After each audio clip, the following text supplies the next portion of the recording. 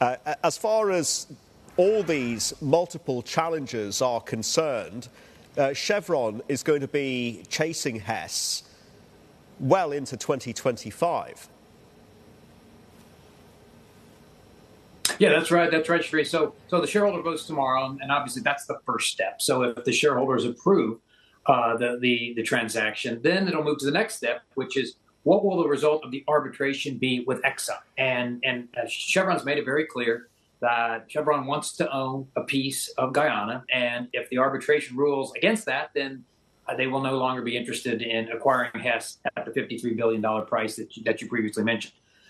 As you highlight, though, the arbitration is on course for next year in 2025. So we'll see how this goes tomorrow. It's going to be really tight, but it appears, at least from most of the reporting, that the vote will go through and voting for Chevron to acquire Hess, at least for the first step. So then we'll move on to the second step, and that'll be a close one to watch as well. How do you think this dispute with Exxon is going to shake out?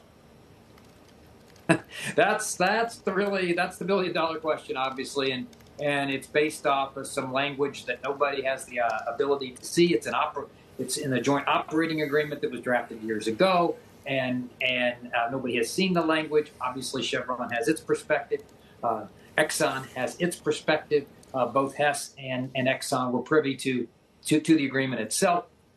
So I really don't know how it's going to go. I would have hoped that Chevron did some due diligence, but obviously Exxon has an opinion as well. So we will see how it shakes out in the end from an arbitration perspective.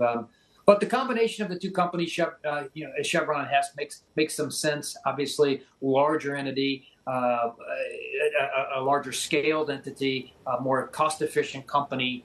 And there's no doubt that this Guyana asset is really the crown jewel of the transaction. So Chevron wants part of that. Obviously, Exxon and CNOOC, who are also current partners in the project, and Exxon being the operator, really wants to know what's the value of that, and can they participate in that as well.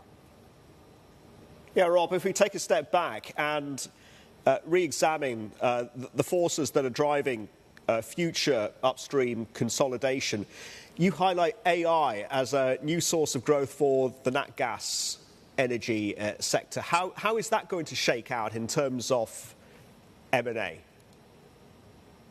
Yeah, well, so AI has been kind of a news source here, and where I'm going with this is simply you need electricity. All right, AI needs electricity 24 hours a day, 7 days a week. That's what operates these data centers that ultimately result in all of this outstanding artificial intelligence that's really rapidly evolving. However, for that electricity to run, you really need a commodity like natural gas that can generate electricity consistently, steadily. And so we see natural gas being a really important component to the development of AI, being really that core infrastructure or that core commodity that provides the electricity that then ultimately fuels and drives AI and its growth.